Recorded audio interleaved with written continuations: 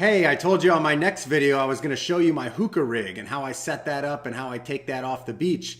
So I'm going to do that right now, coming up on Hauser Tube.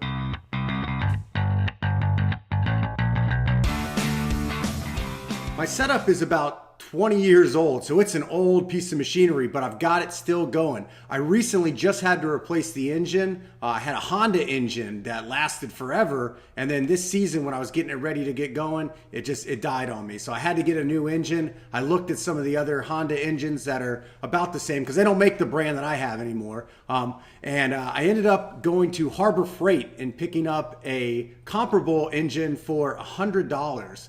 So I was real psyched about that. I brought it back. I made a bunch of modifications to get it so it would fit in there because it's not the same size engine exactly. It's got some differences. I had to make some cuts, move some things around. The whole unit is a little heavier right now, but I think it's gonna work. I think it's gonna be perfect. So we'll see tomorrow and see if I can catch some lobster with it.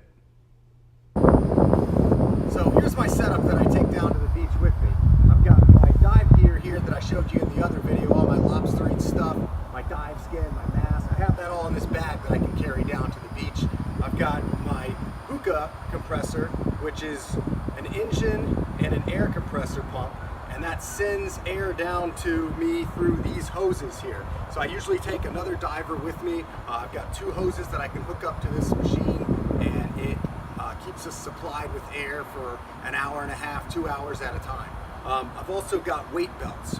When you use a system like this, you want to have some added weight so that you can stay down at the bottom and you're not fighting to stay down as much. When you're just free diving, it's not as big of a deal because you're coming right back up anyway. But when you want to stay on the bottom for a long time, I've got between 6 and 12 pounds of weight, just depending on the person who's going. If you have a wetsuit on because the water's cold, you'll need a little more weight to stay down.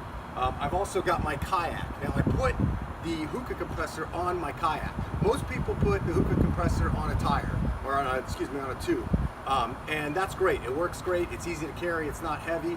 The reason I like the kayak better is because I can put this on the kayak, and when we go around and we run out of air, and I'm talking about being underwater for an hour and a half, the gas runs out, the air runs out, you come to the surface. I now have a place that I can get up on and restart the engine. On the tire, or on the tube, it's very hard to do that because you can't really get up on the tube and crank the engine again. So that's why I like the kayak. And you don't really notice a difference when you're pulling it around. There's not much drag at all as long as the weather's good. It's easy to pull around. I've also got my safety gear here that I keep on the kayak just in case. I don't know that I really have to have it when I'm just using it as a float rather than a vessel itself, but I've got it anyway. So once I get the kayak down to the beach, I get it pretty close to the beach so I can drag it right in when I'm ready. What I'm going to do is I'm going to put the hookah motor right up on the kayak. And I'm going to do this so that my tube, my air, is going to go out the back through here. So I rig that up. I use the straps that come with it, and I put that through. I also use some bungee cords to sit that real tight. Then I'm going to kind of undo the netting here and hook up my air hoses. So I've got my air hose that screws in. I've got the other two screwed in there, and I'll set that up.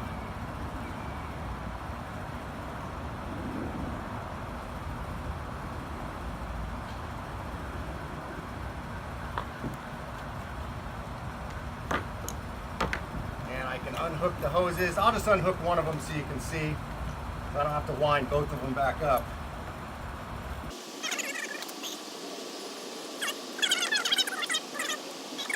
And then regulators on the end here, and it's got a little connection with a hook there, and that hook's important because this hook I'm going to actually hook up to my weight belt, and I do that so that when I'm pulling the kayak behind me and I'm pulling, the kayak's not pulling the regulator directly out of my mouth.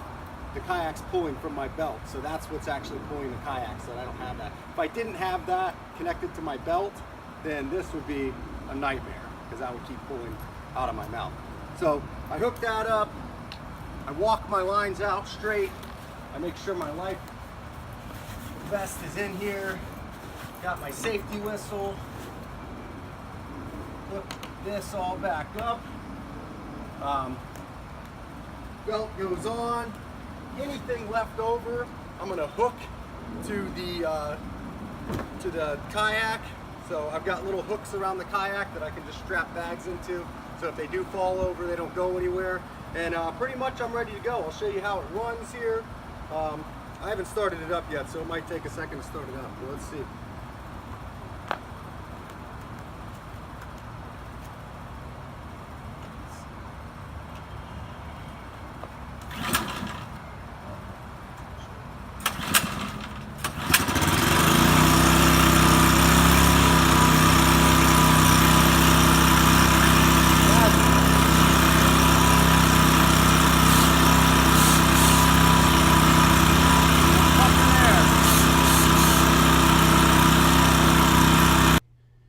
You know, another piece of equipment that you can have on your boat with you that I didn't really mention in the setup is a dry box, a little box that you can put your phone and your car keys out while you're swimming in the ocean, something that'll keep it waterproof the entire time. So that's another good tool to have out there. Also, all those little hooks and clips and stuff that you can hook things to, those are great for, you know, anything that you need to clip on there, whether it be a bag, whether it be at the end of the day when you have all those lobsters in the bag, you don't want to try and throw them up on the kayak or swim in with them. You can just hook it to the side of the boat and tow the bag in. It's really a unique experience to be able to swim out there in the water with all the sea life here in Florida. It's awesome to catch your dinner, be able to give some to some of your friends. It's a really cool thing to do. So if you want to go lobstering, you want to set up like mine, there's some out there. I would suggest not going with the outfit I have. Mine was, like I said, 20 years old and was that company that made it doesn't even exist anymore. So the biggest company going now that's still producing these hookah systems is Brownies. You can find other systems as well. They'll run you anywhere from you know, $1,500 to $3,500, just depending on what you want, how many hoses, you know, how nice the machine is. So I hope to see you guys out there during lobster season. It's going to be a good one. Hopefully the weather holds up for tomorrow, and we'll see you next time here on Hauser TV.